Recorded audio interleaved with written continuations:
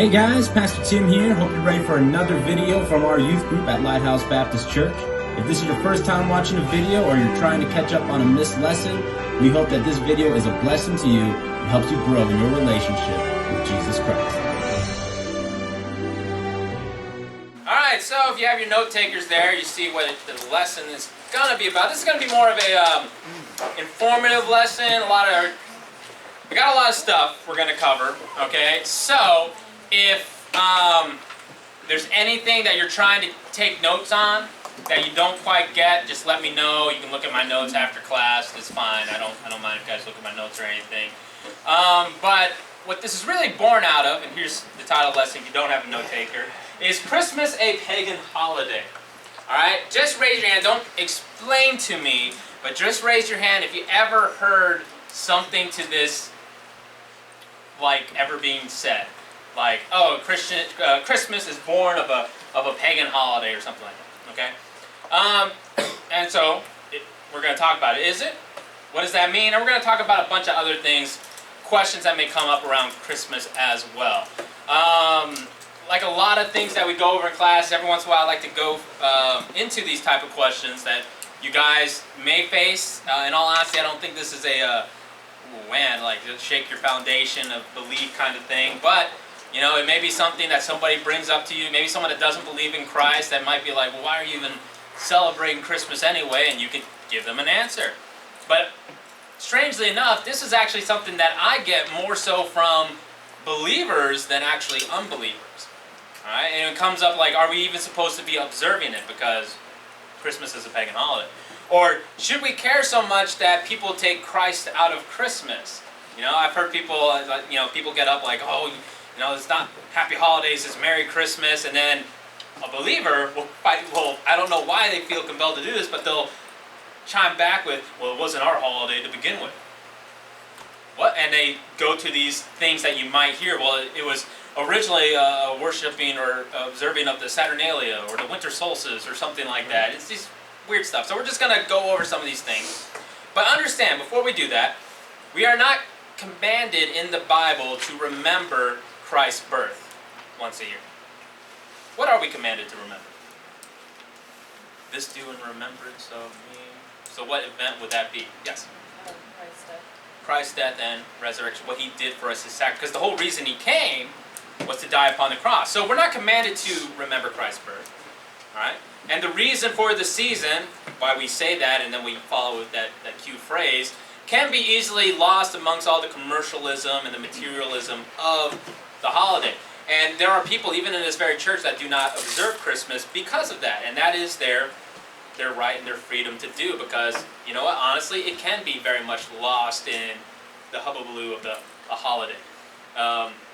Therefore, the choice to celebrate Christmas is completely up to the discernment of the individual believer, just like about every other holiday. Right? You don't have to celebrate Valentine's Day, but guys, you probably should, especially if you got that special someone.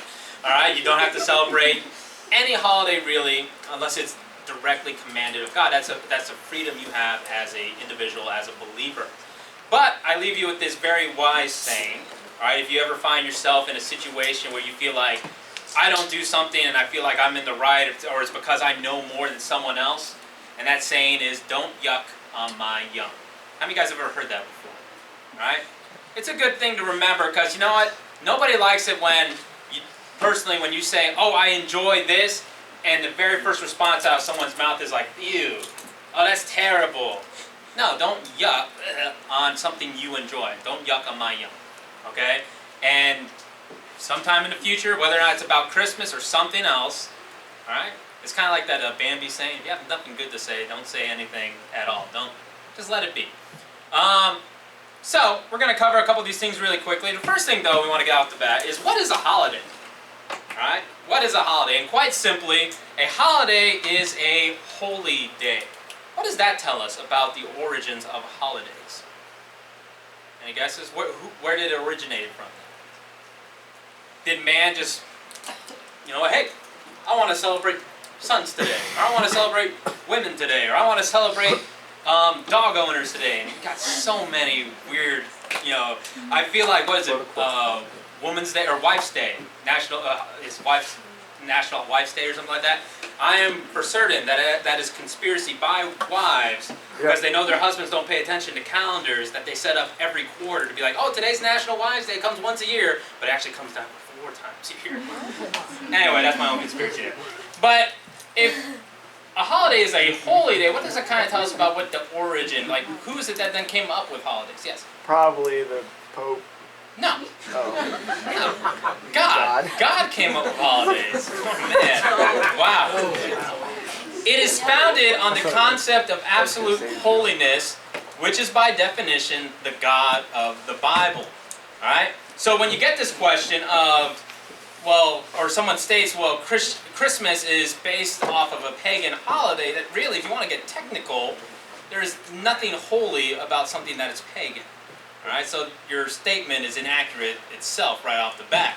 But it was God who created holidays in the first place. Alright, now thinking biblically then, what do you think would be considered holidays or holy days that we then can glean from the Bible? Alright, that we see from the Bible, days that God's people observe. No, it's not. You're not thinking Christmas or anything like that. But yeah. Yeah, I was gonna say the Passover. Passover, yeah. Passover's a big one. Go in Leviticus and a lot of places in the Old Testament. You're gonna find a lot of these things. But Passover, Feast of Unleavened Bread, the First Fruits, Feast of Weeks, Day of Atonement, and Feast of Tabernacles. All these different days of observance, these holy days, and that's where we get our concept of holidays. Okay, but celebrating new holidays to the Lord.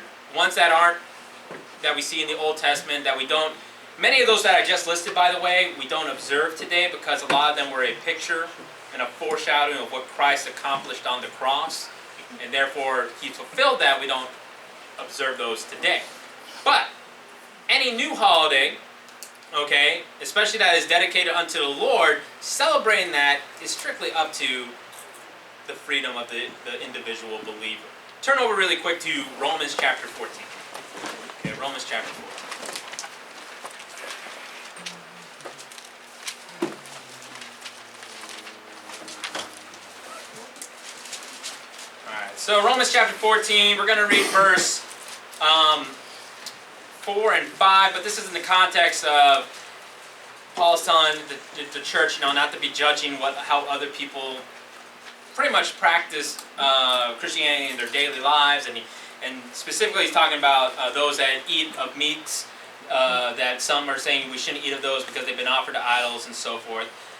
But he says here in verse 5, or actually let's begin in verse 4. It says, "Who art thou that judgest another man's servant? To his own master he standeth or falleth, yea, he shall be holden up, for God is able to make him stand." So why are you judging other people? Verse 5, "One man esteemeth one day above another." One man might celebrate Christmas, one man might not. Okay? Another esteemeth every day alike. It's just all the same. "Let every man be fully persuaded in his own mind. He that regardeth the day regardeth it unto the Lord, and he that regardeth not the day to the Lord, he doth not regard it. He that eateth to the Lord, for he giveth God thanks, and he that eateth not to the Lord, he eateth not and giveth God thanks." What's that saying, if you're kind of losing it in kind of the repetitiveness of the verse, it's just saying, hey, if one person, let's just put it in our terms we're talking about tonight, chooses to celebrate Christmas unto the glory of God, let him do that unto the glory of God. He's not doing anything wrong.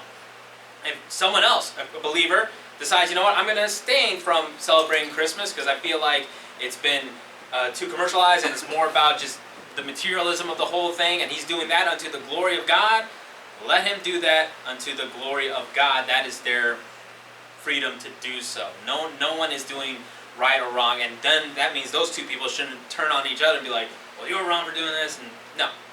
That's their freedom. You're not the one to judge that. That's between them and God. Alright? But, here's the key though. Oops. If observing the holiday causes one to dishonor God, then it becomes a problem. Okay? Now, this really isn't Christmas in general. Now, can people do dumb things in celebrating Christmas? Yes. All right, but there are other holidays that I say, especially for certain individuals, that people celebrate in America today for sure, that, in practicing it, it does not lead you to honor God, then that's probably something you shouldn't do. Okay? And once again, that's up to the discretion of each and every person. But that's the gauge of which you want to measure whether or not should this be something I should observe in my life. Is it going to cause me to dishonor God? And then maybe today you're good with celebrating Christmas, but maybe in the future you turn around and you realize, man, I've really lost sight of the quote-unquote reason for the season.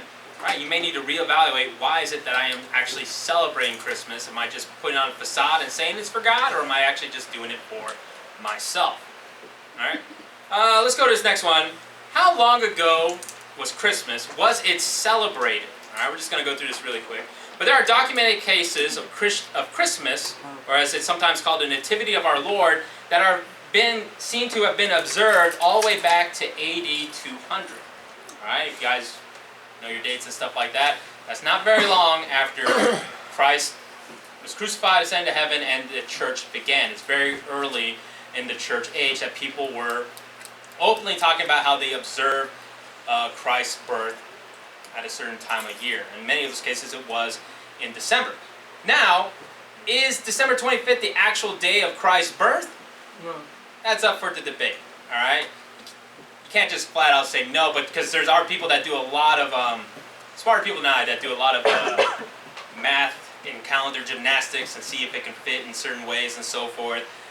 But regardless, we know that it was very widely celebrated or observed even in the very early ages of the church in the Roman Empire. It's not like just something that came to be a couple hundred years ago that people wanted to celebrate Christmas. Maybe not in the fashion we celebrate today for sure, but people were observing and remembering Christ's birth at a certain time of year, even all the way back in the early church age. Now when it comes to when was Christ born, there's actually no longer date, but even back in the early church there was a sect of Jews and believers that actually would, you know what, if we're saying it's December 25th, then that means Christ was probably conceived on March 25th, and they actually had a celebration for that as well. So people try to make the reasons for it either way, but the point of this is, even always, this is not a new thing, this is not a recent history type thing. No, this is something that has been observed pretty much since the early church age of the world. Oh, here's a good one for you guys. Merry Xmas. What does this mean? Micah? They're just taking Christ out of Christmas. Wrong. Alright, so this was actually a shorthand. Yes, we know it to be a shorthand of taking Christ out of Christmas. Alright, but early Christians actually used this as a shorthand for Christmas. Alright? The Greek letter for the beginning of Christ is X. Alright?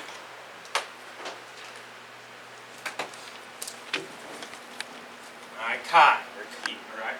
And so, just to shorten it in documents and so forth, there is documentation of early Christians using Xmas for the X to be the first letter of Christ to simply be, that would just be shorthand for Christ, Christmas. So if you want for your own edification here or something like that, if you want the full spelling, there's no dotted I, yeah. This is an S, by the way, an S sound.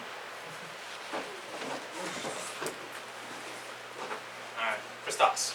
So, it started out as that. Now, I will say, in maybe modern times, maybe some people do use this, obviously, to take Christ out of Christmas. But just know, in origins, it was not that to begin with. Simply just shorthand for Christmas. Greek letter for Christ was the X, or what we think of as the X, and it's being the first letter of his name is used to form that shorthand. Okay? You don't see that a lot today, necessarily. You do see it sometimes. Alright, let's get to the question that we had at the beginning. Did Christmas come from a pagan holiday? Alright? Can't get into all this deeply just because it will just take a lot of time. But as I said before, a good resource for a lot of this, Answers in Genesis, especially if you want a biblical resource or a Bible-founded one, they're a good one to go to. So there's three holidays that people like to say that it's connected to.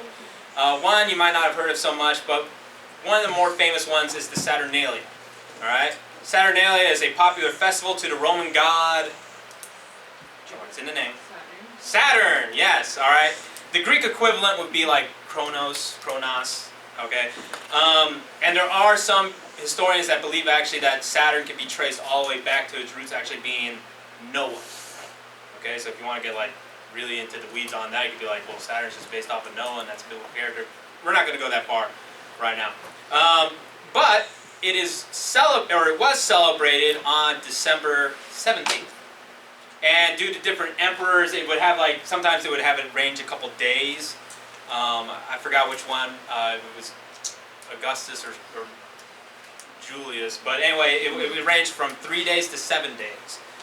So therefore, it was celebrated from possibly December 17th to December 23rd. Right? So if Christians were wanting to take then to Saturnalia and just make a Christian alternative for it, they were kind of off the mark if they were going with December 25th. But however, this festival was celebrated after the fall planting season, so that people, most of whom had agricultural jobs, were able to enjoy some rest, relaxation, and festivities in Rome and Rome's provinces. Okay, because the Roman Empire was very vast. Remember, in Christ's time, it was part of that as well. However, most Roman provinces did not worship Roman gods. All right, so like in Israel or in other parts of the world that were under Roman occupation at that time, were they taking that time then to celebrate and worship Saturn? No. It's like any holiday that you guys will get off in the future, whether it be from school or from work. All right, you get the time off, but does that mean you're observing or celebrating whatever that holiday is about? No. Like Columbus Day. Okay, a lot of people get time off for Columbus Day. You guys don't even think about Christopher Columbus anymore. Okay, but there's a lot of people that definitely don't like him to say, well, to me it's Indigenous People Day. Okay, but besides the fact, even on that day, they're not thinking about Indigenous people. They're just happy that they got some time to work on their honey-do list, go to the beach, or just sleep in. Okay, so here's what I'm getting at. Most people didn't worship Roman gods, so this was merely time off from customary work and a good time to travel and move if required. Okay? So one can probably think, if you want to be in the camp of, Jesus was born in December or that time frame, well then this probably would have been a good time for a certain young man and young woman to be able to travel from Nazareth to Bethlehem because they didn't have to work during this time. That's my proof for that. I'm just saying that's something people could hang on to. Regardless, all right, the festival was always finished before Christmas, or when we observe Christmas, or when it was observed in the early church. So obviously, if Christians wanted to take this pagan day and make a Christian alternative, they were kind of off the mark. Another one that we don't hear of often, but some people might go to, is called Sol Invictus, which means unconquered sun. So it's sun worship. Right? This is an easy one to kind of disprove because it came into existence after Christmas was widely celebrated in AD 274. Okay? Now the next one is probably the one that you hear most often quoted. And guys, this all goes back to what I always say, where, especially with our world's mentality, especially young people, not to put you guys down, but the whole thing, when I tell you guys that anyone can sound smart in 15 seconds, alright? This is where this kind of comes into play, because somebody could put out a reel or a TikTok or something like that and just be like, Christians shouldn't celebrate this because blah blah blah, and the winter solstice and stuff, and then, oh wow, that sounded pretty accurate. Oh, maybe he's right. Why do I celebrate Christmas? Alright? This is why it's good to look into these things. Or even, I even know some people who that I used to know that went to college and stuff, and they're putting forth some of these things as just like memes and stuff on Facebook, or like an article and stuff like that. And it's just like, it's very unfounded. But anyway, the winter solstice is the next one. Alright? What is a solstice? Does anybody even know? And I guarantee you, half the time when someone brings this up as a defense, I don't know if they even know what a solstice is. Alright? Any guesses? Ethan? Is it a festival? No! Alright, a solstice simply marks the changing of the season. Okay? The summer solstice marks the day with the most sunlight. Okay, we understand it. Our days in the summer are longer. So the winter solstice marks the day with the most what? Darkness, yeah. The most darkness. Okay, what about spring and fall? They're not celebrated. No, we're talking. The spring and fall, they do not have a solstice. They have what is called the equinox, because it's kind of equal amount of time on both sides. Yes, your mom's car. Exactly. Now, this is only true for the northern hemisphere. And if you don't know why that is, we'll grab a globe later and you can look at that. Okay? Alright. Now, is there anything inherently wrong with acknowledging the changing of a season? No. I hope you don't think so. There's nothing wrong with acknowledging the changing of a season. All right? People in America do that all the time without thinking about it. All right? Fall's coming around. Got to break out my Uggs and get my PSL and all that stuff, okay? Spring's coming around. My wife's going to be like, we got to buy flowers, all these plants, and we'll be sweating outside and so forth. People do it all the time. It's not wrong. Man, since the creation, has actually utilized and observed the sun, moon, and stars to mark the seasons. Go over to Genesis chapter 1. From the beginning of time, God puts forth that there's a purpose for this. There's a reason you should observe this and look at this. Alright? Genesis chapter 1, we're going to read verse 14. Give you guys a second there. Genesis chapter 1, verse 14, it says, "And God said, Let there be lights in the firmament of the heaven to divide the day from the night, and let them be for signs, and for seasons, and for days, and for years." So God's purpose, His ideal from the beginning of creation, was that man is to look, observe the changing of the seasons by looking at the sun, moon, and the stars. Okay? So, if anything, no, Christians are not adopting a pagan holiday. Alright? And Christmas has nothing to do with the changing of the season or the winter solstice. Alright? The reason people bring that up is because cultures throughout time have used that as a way of worshiping the sun or the moon. Alright? But if anything, this is just further evidence of man corrupting God's good creation. Because God didn't forbid man from observing it. No, He needed man. He told man, hey, you need to observe this so you can understand the year. You can understand the times.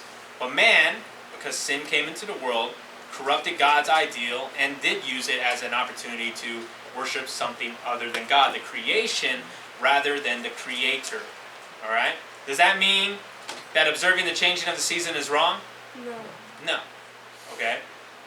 When you guys celebrate Christmas every year, are you celebrating the winter solstice? No.